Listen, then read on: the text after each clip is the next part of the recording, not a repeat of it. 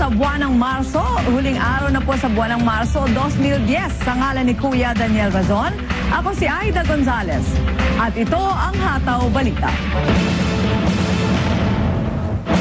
Mga opisina ng gobyerno half day lang ngayon. Mga magbabakasyon sa probinsya, dagsa pa rin sa bus terminals, pier at airport. Toll fees sa North at South Luzon Expressway, papatawan ng 12% VAT simula April 1. Rebellion case laban sa mga ampatuan, mahina ayon sa abogado ng mga biktima ng Maguindanao Massacre.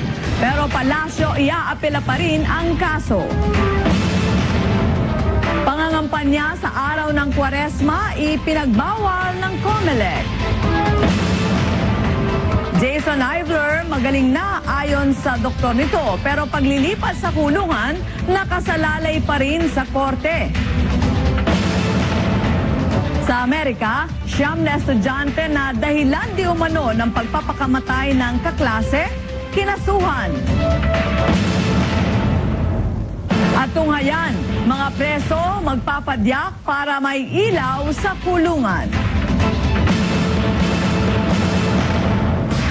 Sa detalye ng mga balita, dumarami pa rin ang mga pasaherong dumadagsa sa mga pier. Kaya tulad na lamang dito sa Manila South Harbor, mahigpit namang binabantayan ng Coast Guard ang mga barko laban sa overloading. Gayon din ang pagpapaalala sa mga pasahero.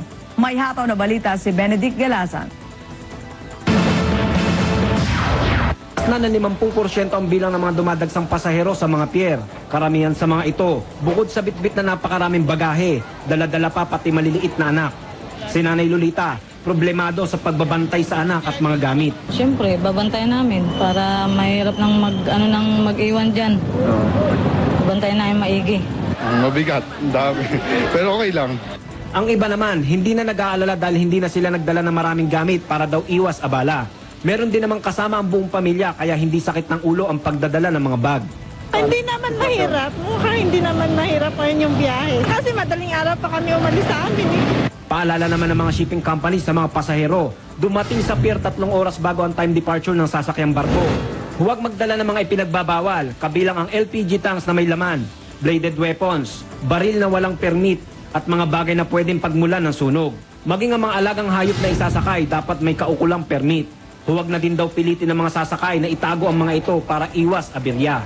Nagdoble ho tayo ng security on land and on board.